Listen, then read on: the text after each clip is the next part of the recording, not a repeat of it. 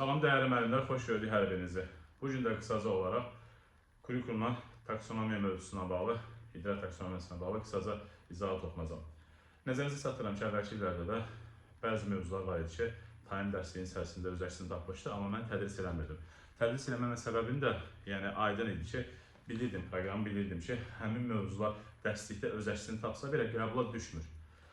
Məsələn, psixomotor taksonomiya olsun, emosional taksonomiya olsun ki, qəbula düşən mövzular deyildi, hansı ki, bu ildə proqramdan çıxarılıb.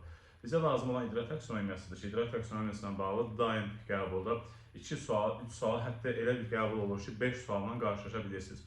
Xüsusən idra taksonomiyasında da dəyərləndirmə mərhələsi və təhlil etmə mərhələsinin fərqləndirmə qaydalarını izahını verəcəm və anlamanın tətbiqin fərqləndirmə qaydasına toxunmuş olacağım.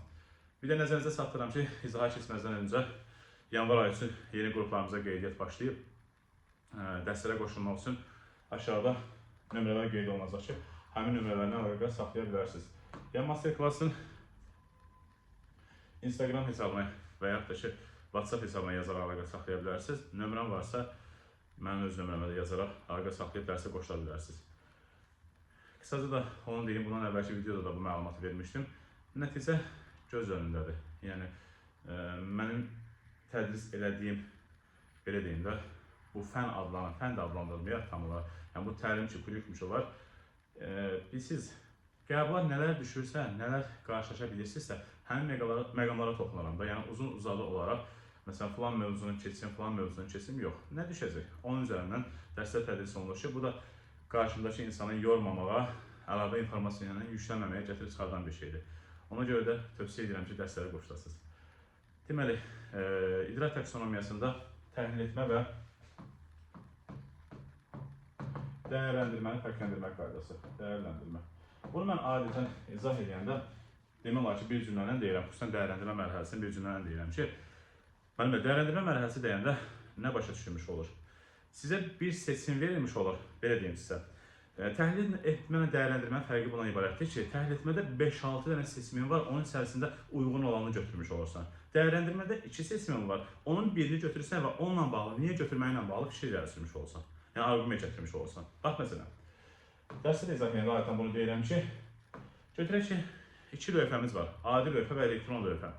Mən tələbələrə sual verirəm ki, yoldaşlar, bu lövhə yaxşıdır, yoxsa elektron lövhə yaxşıdır, yoxsa köhnə lövhələr, adi lövhələr yaxşıdır.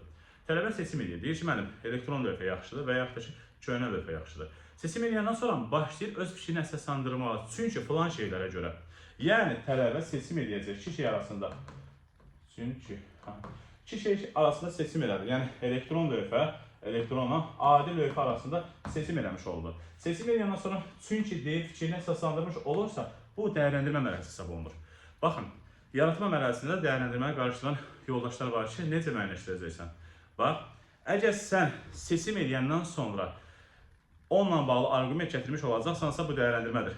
Yox, əgər məsələn deyirəm də, hər hansısa bir təklif irəli sürsən. Deyirəm ki, ölkənin iqtisadi problemlərini həll etmək üçün təkliflər irəli sür.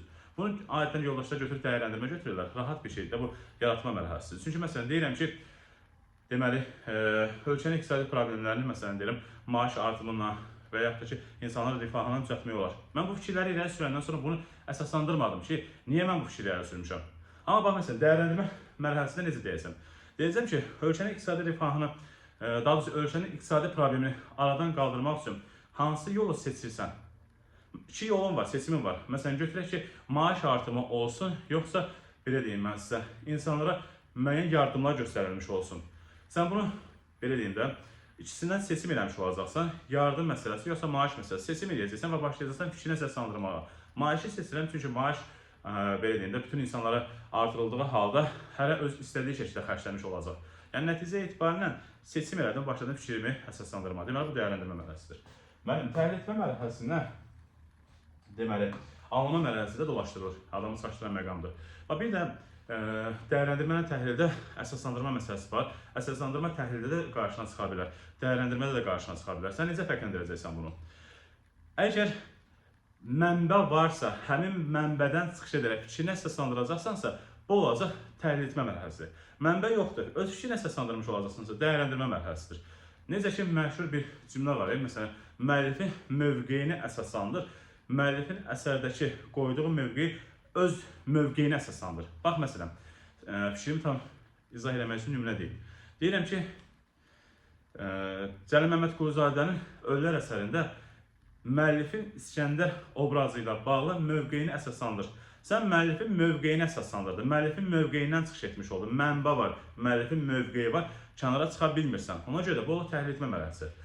Ölülər əsərində İskəndər obrazına bağlı öz mövqeyini müəyyənləşdir, öz mövqeyini əsaslandır deyirsənsə, artıq müəllifin mövqeyi qoyulub bir kənara, sən yeni fikirlər irəli sürəcəksən. Və nəzərinizə çatdırım ki, dəyərləndirmə mərhələsi bir alt səviyyədir. Yaratma mərhələsinə bir alt səviyyədir. Elə deyil?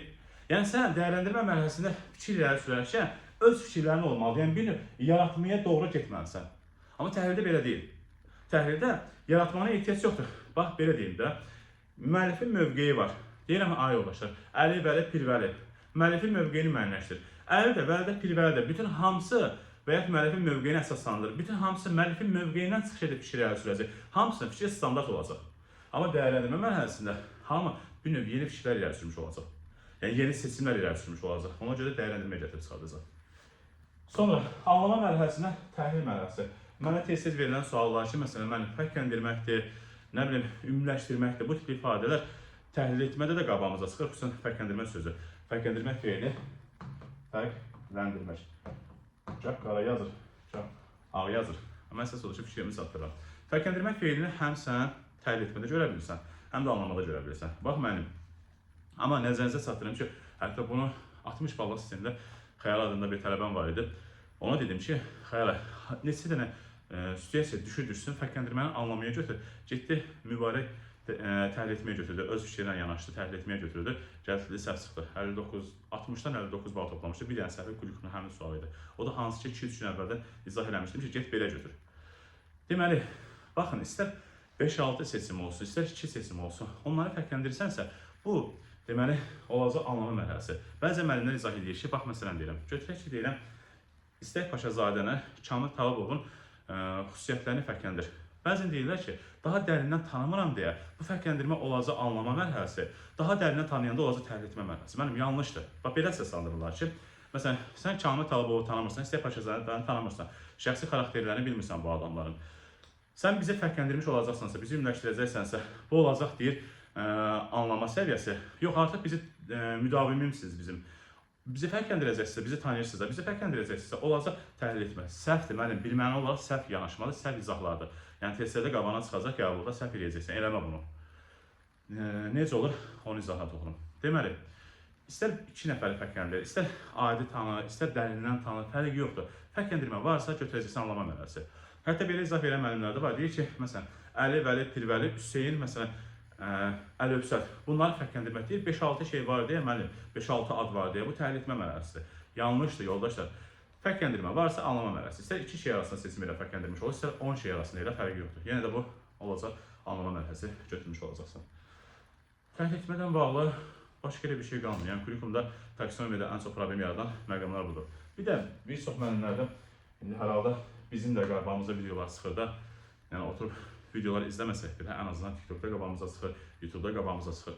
Bəzi müəllimlər düsturdan istifadə edərək tapşırığın icrası varsa, bunu anlama mərhələsi götürürlər. Səhvdir, ay yoldaşlar, bu da səhvdir. Yəni, özlərindən çıxartdığı qaydalar da səhvdir. Fərqi nədir ki? Yəni, bax, belə deyim mən sizə. Riyaziyyat dərsidir, müxtəsər vurma düsturlarını yapışdırmışam lövhəyə. Uşaqlara müxtəsər vurma düsturlarını keçirəm, onunla bağlı. Sonra çalışma verirəm. Uşaq indi ora baxıb yazırsa, sən onu da anlama götürəcəksən. Təbii ki, götürməyəcəksən. Düstur verdin, vermədin. Yəni, hesablama məsələsi var, işin icrası varsa, artıq müəllim dərsi keçdi, işin icrasıyla bağlı tapşırıqlar vermiş olursa, götürəcəksən, bunu tətbiq etmə mərhələsi, anlama mərhələsi götürməyəcəksən. Taksonomiya mövzusu, mən öz müdavimlərimə həmişə tövsiyə edirəm. Taksonomiya mövzusudur, inteqrasiya mövzusudur. Bu mövzularda başqa müəllimlərin izahlarına baxmasınlar. Bilsin niyə? Əstəğfurullah, bu o demək deyil ki, mən X müəllimdən savadlıyam, mən düz deyirəm və yaxud da ki, mən savadsızam, X müəllim düz demiş olur. Sadəcə, hər müəllimin mövqeyi fərqli olur deyə, ona görə də istək belə deyir, Əl-Övsət belə deyir, başlayır dolaşmağa. Kamil belə deyir, istək belə deyir, başlayır dolaşmağa. Ona görə də nə etməlisən?